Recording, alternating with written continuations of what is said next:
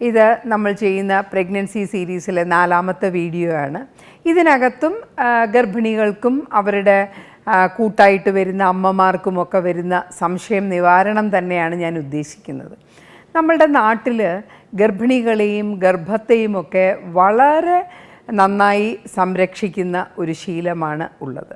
അതായത് ഗർഭിണികളായി കഴിയുമ്പോൾ തന്നെ ആ സ്ത്രീകൾക്ക് പ്രത്യേകമായ ഒരു കരുതലും പരിരക്ഷയും ഒക്കെ കൊടുക്കുന്ന സമൂഹമാണ് കേരളത്തിലേത്. പക്ഷേ ചിലപ്പോൾ നമുക്ക് തോന്നാറുണ്ട് ഈ പരിരക്ഷയൊക്കെ കുറച്ച് അധികമായി പോകുന്നുണ്ടോ എന്നുള്ളത്. കാര്യം ഗർഭിണിയാണെന്ന് അറിഞ്ഞു കഴിഞ്ഞാൽ ഉടൻ തന്നെ അമ്മമാർ തുടങ്ങും, ഇനി ഇങ്ങനെയൊന്നും ആഹാരം കഴിച്ചാൽ പോരാ, ഇനി രണ്ട് പേർക്കുള്ള ആഹാരം കഴിക്കണം, വയറ്റിനകത്തൊരു കുഞ്ഞുണ്ട്, 2 പേരുണ്ട് എന്നുള്ള ശ്രദ്ധ നിനക്ക് വേണം, അപ്പോൾ അവരെ നിർബന്ധിച്ച് ആഹാരം കൂട്ടിക്കഴിപ്പിക്കുക, ഇങ്ങനത്തെയുള്ള പ്രശ്നങ്ങളൊക്കെ ഉണ്ട്. അപ്പം നമ്മൾ അറിയേണ്ടത് ഒരു കാര്യം, ഈ ഗർഭിണികൾക്ക് തീർച്ചയായിട്ടും കൂടുതൽ പോഷക ആഹാരങ്ങൾ വേണ്ടത് തന്നെയാണ്. പക്ഷേ ആദ്യത്തെ 3 മാസങ്ങളിൽ പ്രത്യേകമായിട്ടും ഛർദിയുമൊക്കെ ഉള്ള സമയത്ത് എല്ലാവർക്കും ഒരു മനപ്രയാസമാണ്, അധികമായിട്ട് ആഹാരം കഴിക്കുന്നില്ല, അതുകൊണ്ട് ഈ കുഞ്ഞിന് എന്തെങ്കിലും പ്രശ്നങ്ങൾ വരുമോ എന്നുള്ളത്. അപ്പോൾ ഇത് എന്നോട് ചോദിക്കുകയാണെങ്കിൽ ഞാൻ പറയും, ഈ ആദ്യത്തെ 3 മാസം കൊണ്ട് കുഞ്ഞിന് വയ്ക്കുന്നത് ഒരു 50 ഗ്രാം വെയിറ്റാണ്. മേ ബി ഈ കുഞ്ഞിൻ്റെ നീളം എന്ന് പറയുന്നത് ഒരു 9-10 സെൻറ്റിമീറ്ററാണ്. ഇത്രയും വളരാൻ വേണ്ടിയിട്ട് ഒരുപാട് പോഷക ആഹാരത്തിൻ്റെ ഒന്നും ആവശ്യമില്ല തന്നെ. അപ്പോൾ ഈ ആദ്യത്തെ 3 മാസങ്ങളിൽ ഗർഭിണികൾക്ക് ഒരു പ്രത്യേകത എന്ന് പറഞ്ഞാൽ അവർക്ക് ഈ ഹോർമോൺസൊക്കെ β-HCG എന്ന് പറയുന്ന ഗർഭത്തിൻ്റെ മാത്രം പ്രത്യേകതയായ ഹോർമോൺ കൂടുന്നതിനനുസരിച്ച് അവർക്ക് പല പല ബുദ്ധിമുട്ടുകളും ഉണ്ടാകും.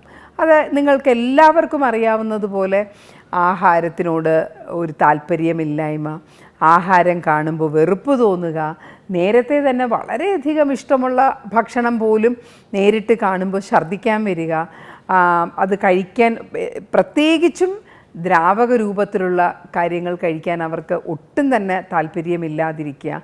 അപ്പോൾ ഇങ്ങനത്തെ കാര്യങ്ങളൊക്കെ ഒരു കുഞ്ഞ് വളരുന്നതിൻ്റെ ലക്ഷണമാണ്. സാധാരണഗതിയിൽ ഒരു സ്ത്രീക്ക് കുറച്ച് ഓക്കാനം വരാം, വല്ലപ്പോഴും ഒന്ന് ഛർദ്ദിച്ചെന്ന് വരാം, ക്ഷീണം പ്രത്യേകമായിട്ടും കൂടുതലായിട്ട് കാണാം, അതുപോലെ തന്നെ ആഹാരത്തിനോടുള്ള വെറുപ്പും വർദ്ധിച്ചു വരാം.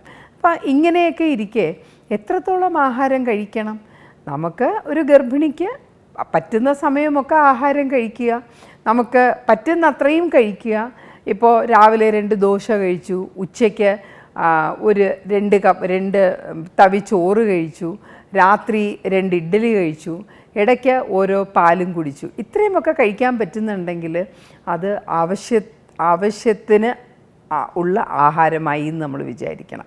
അല്ലാതെ ഈ ആദ്യത്തെ 3 മാസത്തിൽ തന്നെ നമ്മൾ ഉദ്ദേശിക്കുന്ന കൂടുതൽ പ്രോട്ടീൻസ്, കൂടുതൽ ഫ്രൂട്ട്സ്, പച്ചക്കറികൾ അല്ലെങ്കിൽ ജ്യൂസുകൾ, ഇതൊന്നും ഗർഭിണികൾക്ക് കൊടുക്കേണ്ട കാര്യമില്ല.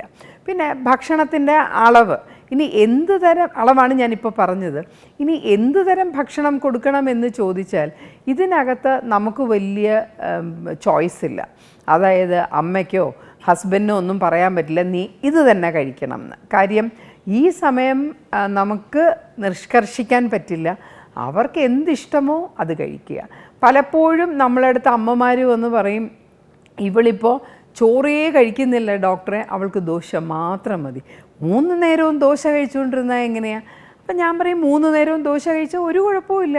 കാര്യം അതിനകത്ത് ഉഴുന്നുണ്ട്, പ്രോട്ടീനായി, അതുപോലെ അതിനകത്ത് അരിയുണ്ട്, സീരിയൽസ് കാർബോഹൈഡ്രേറ്റായി, ഇത് രണ്ടും അതിൻ്റെ കൂട്ടത്തിൽ ഇത്തിരി എണ്ണയും കൂടെ ഒഴിച്ച് കഴിയുമ്പോൾ അത് സമീകൃത ആഹാരമായി. പിന്നെ തീർച്ചയായിട്ടും അത് കഴിക്കാനായിട്ട് എന്തെങ്കിലും ഒരു വെജിറ്റബിൾ ഇട്ടൊരു കറി നമ്മൾ കഴിക്കുമല്ലോ, അപ്പോൾ അതിൻ്റെ കൂട്ടത്തിൽ നമുക്ക് പച്ചക്കറികളുമായി. അപ്പോൾ അത് മതി 3 നേരമെങ്കിൽ അത് തന്നെ കൊടുക്കുക. അല്ല ഇപ്പോൾ 3 നേരവും ചോറ് മതി എന്നുണ്ടെങ്കിൽ ചോറ് കഴിക്കട്ടെ.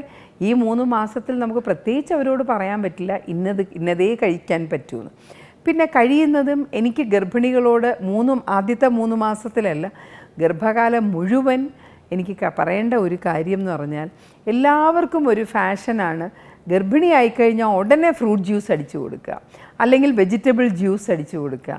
അവർ പറയും ഞങ്ങൾ ക്യാരറ്റ് ജ്യൂസ് കുടിച്ചു, പിന്നെ ഞങ്ങൾ കുക്കുംബർ ജ്യൂസ് കുടിച്ചു, പിന്നെ അതല്ലെങ്കിൽ ബീട്രൂട്ട് അടിച്ച് കഴിച്ചു, അതല്ലെന്നുണ്ടെങ്കിൽ ആപ്പിള്, ഓറഞ്ച്, മുന്തിരി ഇതൊക്കെ ജ്യൂസായിട്ട് കഴിച്ചു. എനിക്ക് പറയാനുള്ളൊരു കാര്യം, ജ്യൂസായിട്ട് കഴിക്കുന്നതിന് പകരം അത് ആ പച്ചക്കറിയായിട്ടോ ഫ്രൂട്ട്സായിട്ടോ തന്നെ കഴിക്കുക.